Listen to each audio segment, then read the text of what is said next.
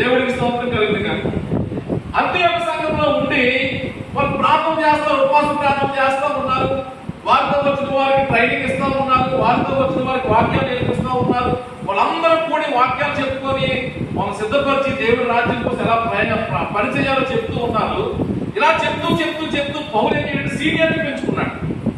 సీనియర్ని పెంచుకున్న తర్వాత వాళ్ళు ఉపవాసులు ప్రార్థన చేస్తూ ఉంటే పరిశుద్ధాత్మ దేవుడు ఏమనంటే, అబ్బాయి ఇక్కడ చాలు, పౌలుని పంపవాలి వదిలేయండి, ఇంకా వాళ్ళు అలాగే సంఘంలో ఉంటే కుదరదు, అలా మీకు నేర్పించుకుంటే కుదరదు, వాళ్ళు ఇంకా చాలా పని చేయాలి నా కోసం, వాళ్ళు విడిచిపెట్టండి, ప్రత్యేకపరచండి అన్నారు.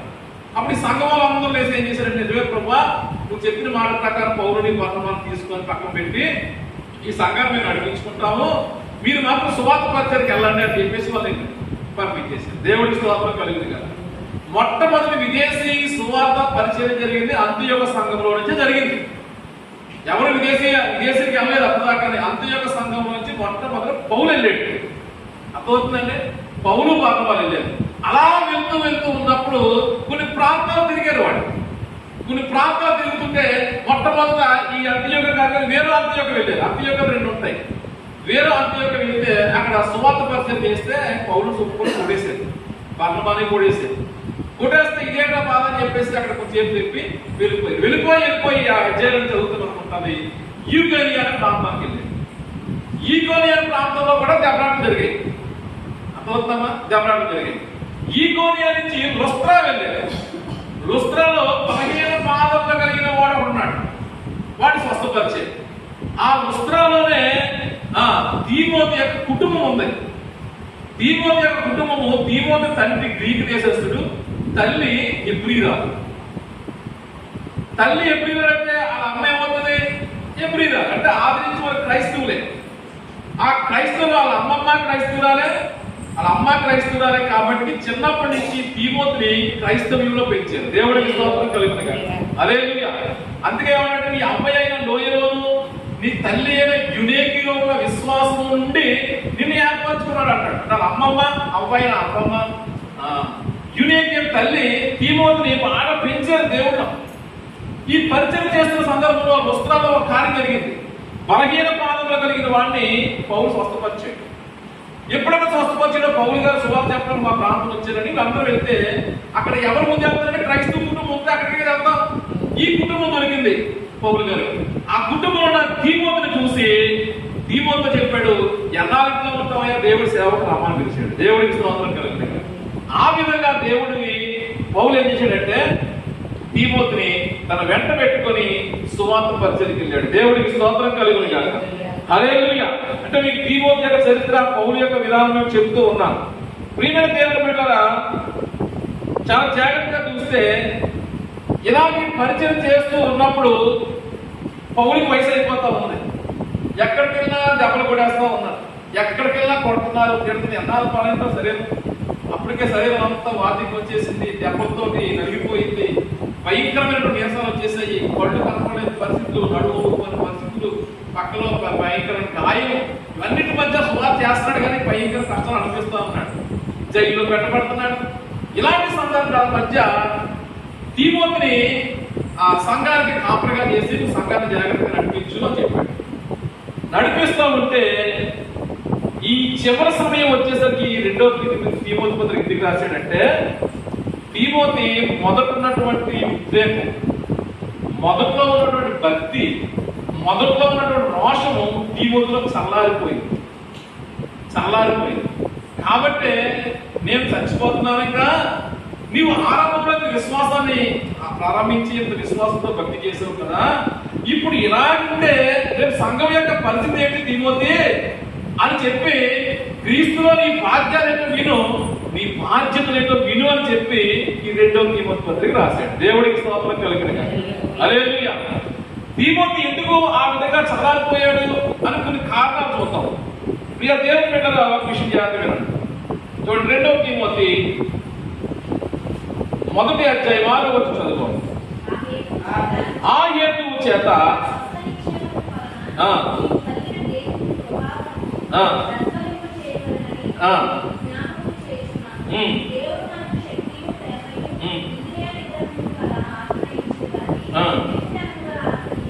చాలు. హల్లెలూయా. చూడండి ఇక్కడ ఏమన్నాడంటే, ఆ హేతువు చేత అక్షర నిక్షేపం వల్ల నీకు కలిగిన దేవుని కృపావరం పొందుకున్నావు. నువ్వు దేవుని యొక్క కృపావరాలు నీ మీద ఉన్నాయి. భాషలు మాట్లాడగలవు, కన్నీటితో ప్రార్థన చేయగలవు, పరిశుద్ధాత్మలో నడిపించగలవు, సంఘాన్ని పోషించగలవు, వాక్యం చెప్పగలవు, ప్రార్థన చేయగలవు, పాటలు పాడగలవు.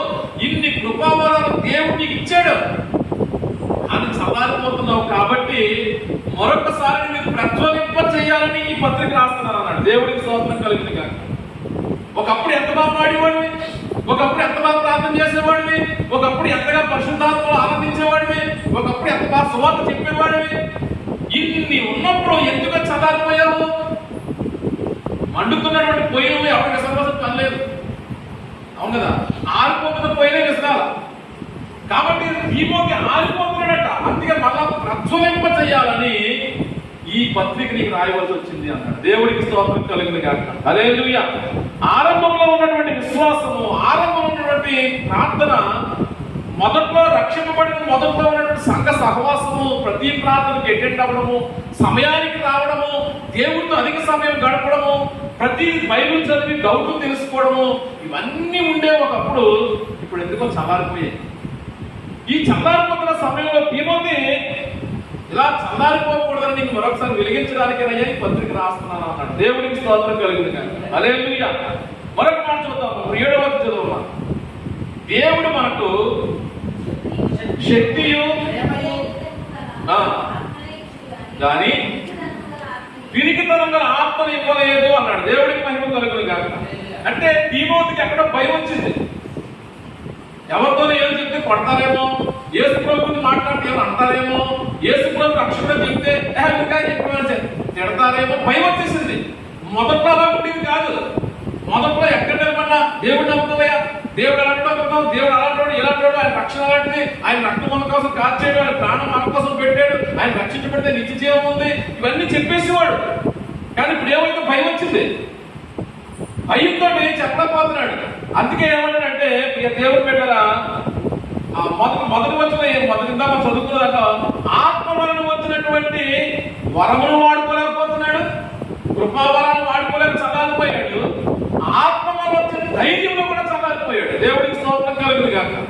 అందుకేమంటే మనకు దేవుడు పిరికితనంగా ఆత్మ ఇవ్వలేదు కదా, శక్తియు ప్రేమయు ఇంద్రియాన్ని నిగ్రహంగా ఆత్మనిచ్చాడు కదా.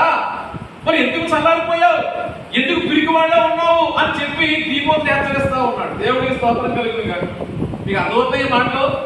ఒకప్పుడు నీ భక్తి ఎలా ఉంది, ఒకప్పుడు నీ విశ్వాసం ఎలా ఉంది, ఒకప్పుడు నీకు నడవడిక ప్రవర్తన దేవుడితో ఎలా ఉంది, సంఘంతో సహవాసం ఎలా ఉంది, దేవుడి పనిలో, దేవుడి సేవలో, దేవుడి యొక్క పరిచర్యలో, సేవకుడితో నీకున్న అనుబంధాలు, సేవకురాలతో నీకున్న అనుబంధాలు, సేవా విషయమైన చేసిన పనులు ఒకప్పుడు ఎలా ఉన్నాయి, ఇప్పుడు ఎలా ఉన్నాయి. కాబట్టి మళ్ళా నువ్వు ఎరగాలి, ఆ మొదటి స్థితికి రావాలని ఈ రోజు ఈ వాక్యం. దేవుడికి స్తోత్రం కలిగింది కాక.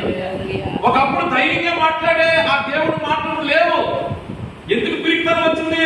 వాడేమనుకుంటాడు, వీడేమనుకుంటాడు, మనకెందుకులే అలా పిరికితనం వచ్చేసింది నీలో.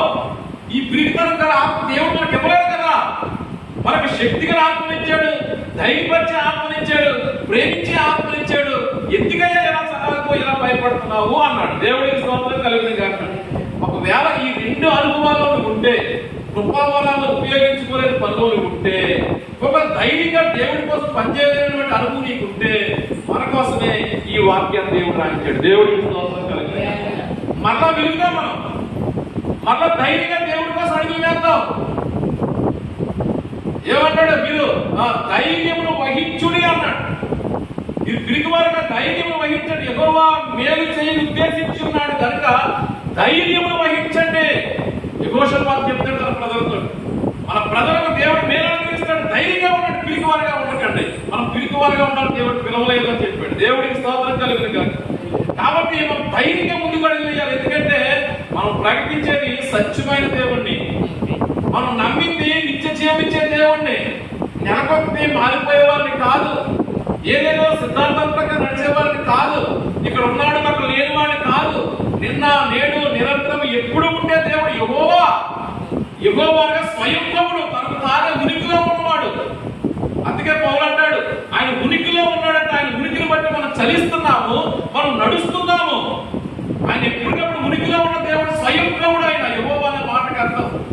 యెహోవా అనే మాటకు అర్థం ఏంటంటే ఆయన సర్వాధికారి, ఎల్ షడ్డాయ్, సర్వశక్తి గల దేవుడు.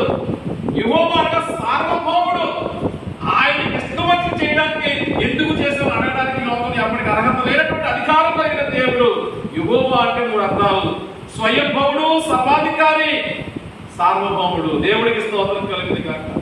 ఆ దేవుడిని మనం కలిగి ఉన్నాం కాబట్టి ఎందుకు పిరికివారుగా ఉండాలి? నిన్న లేడా ఆయన? పితరులతో లేడా? ఇశ్రాయేలుతో లేడా? అరణ్యంలో నడవలేదా? ఆరంభంలో నాతో లేడా? ఇప్పుడు నాతో లేడా? రేపు నాతో ఉండడా? ఎప్పుడూ ఉంటాడు. దేవుడికి స్తోత్రం కలిగింది కాక. హల్లెలూయా. పూర్వము మా తల్లిదండ్రులు, మా తాత ముత్తాతలు ఆరాధించే వరకు లేదు. ట్రెండ్ మారిపోయింది. అప్పుడు ఈ లేవు, ఏమి ఈ ఎరుపు